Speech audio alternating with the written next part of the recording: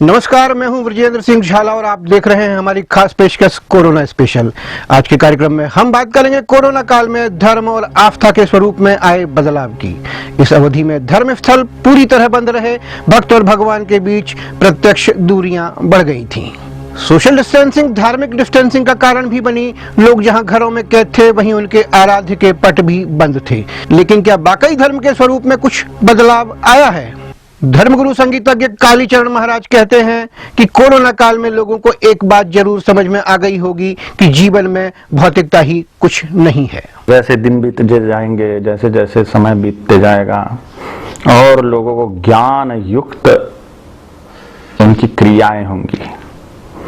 अभी कोरोना काल में समझ में आ चुका है लोगों को कि सिर्फ भौतिकता ही सब कुछ नहीं है, आध्यात्मिकता भी है। जो आध्यात्मिक लोग थे वो ये कोरोना काल में बहुत व्यवस्थित थे, लेकिन जो आध्यात्मिक नहीं थे वो पागल होने के कगार पर आ गए थे इस कोरोना काल में, लॉकडाउन में। इसलिए अध्यात्म का, धर्म का महत्व ये कोरोना ने बहुत अच्छी तरह से समझा दिया है लोगों को। इसलिए और उन्नत पद्धति से और विकसित पद्धति से लोगों की क्रियाएं, आचरण होगा जो धर्म के एकदम अनुकूल होगा। धर्म तो वही था, है और रहेगा, लेकिन उसकी और व्यवस्थित रीति से आचरण में वो उतरेगा।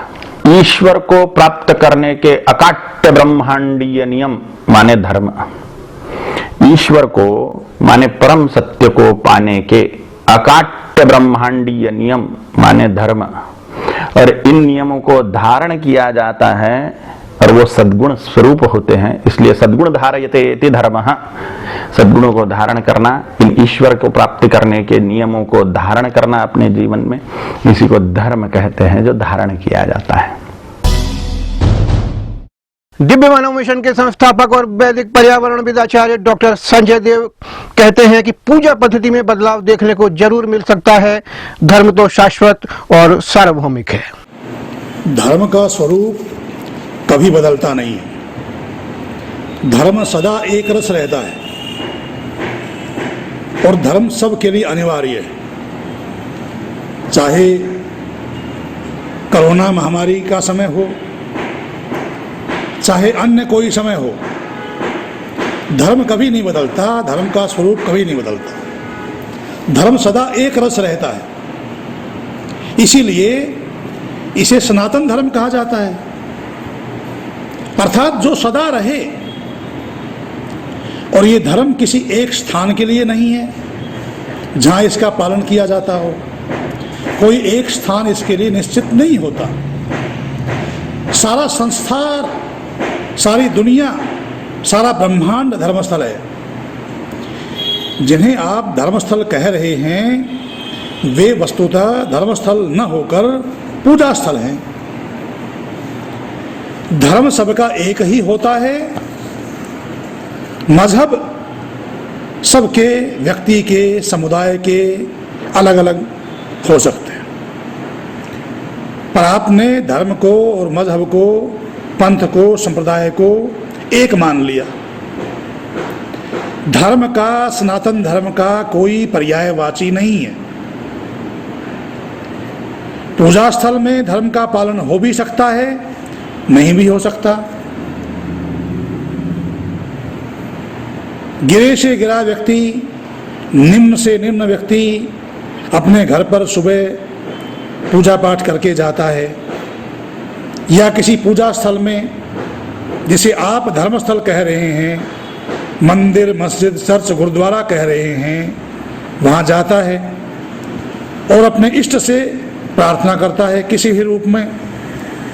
और दुकान में जाकर के यदि वो गलत तोल रहा है, अपने कार्यालय में जाकर यदि वो रिश्वत ले रहा है, भ्रष्टाचार कर रहा है, समाज में जाकर वो दुराचार कर रहा है, तो वो धर्म का पालन नहीं कर रहा, वो अधर्म कर रहा है, वो पाप कर रहा है। तो घर से तो निकला, अपने इष्ट देव की, मंदिर में, मस्जिद में, गुरुद्वारे में गया, अपने इष्ट देव से प्रार्थना की, और व्यवहार में जाकर उसने अधर्म का पालन शुरू कर दिया। तो पूजा स्थल का धर्म से कोई लेना देना नहीं है। पूजा आप अपनी मन शांति के लिए करते हैं। पूजा व्यक्तिगत विषय है, पर धर्म सार्वजनिक विषय है।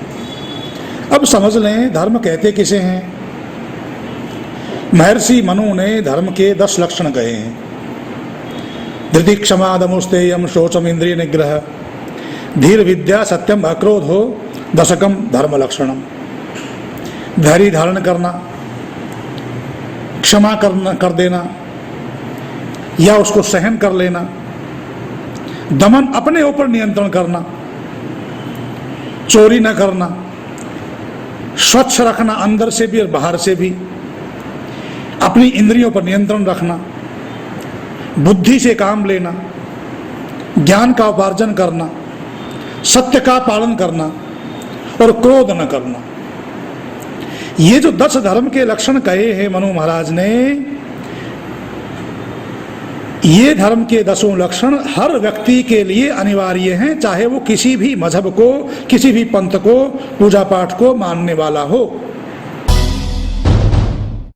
दूसरी ओर इंदौर का प्रसिद्ध खजराना गणेश मंदिर श्रद्धालुओं के लिए खोल दिया गया है। हालांकि संख्या कोरोना काल से पहले की तुलना में काफी कम है। मालवा के प्रसिद्ध तीर्थ स्थल श्री गणेश मंदिर खजराना पर आम श्रद्धालुओं के दर्शन व्यवस्था चालू हो गई है, जो प्रातः 9 बजे से रात्रि 7 बजे तक यह दर्शन व्यवस्था चलती है।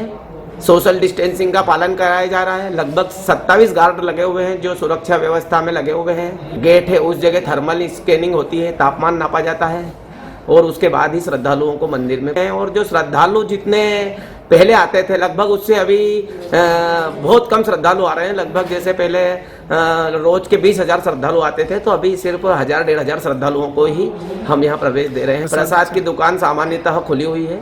श्रद्धालु सोशल डिस्टेंसिंग का पालन करते हुए मास्क लगाकर यहाँ किसी को रोक नहीं सकते हैं। प्रसाद लाई पर पुजारी लेन देन नहीं करेंगे। प्रसाद अपने हाथ से रख दे, वो ओम टेबल बनी हुई है वहाँ, टर्न भी नहीं किया जाएगा। प्रसाद हाथ से ले ले और प्रसाद उठा ले। इसमें कोई संदेह नहीं कि कोरोना कालखंड में धार्मिक स्थल पूरी तरह बंद रहे। श्रद्धालु धर्म स्थलों के बाहर से ही अपने आराध्य को प्रणाम करते हुए नजर आए। पूजा पद्धति में तो समय के अनुसार बदलाव संभव है, लेकिन धर्म कभी बदलता नहीं है।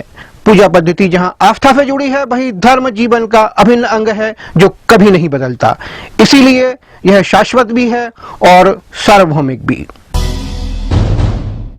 ये थी हमारी खास पेशकश। और ज्यादा जानकारी के लिए देखते रहिए वेब दुनिया और पढ़ते रहिए वेब दुनिया। आप हमें फेसबुक और ट्विटर पर भी फॉलो कर सकते हैं।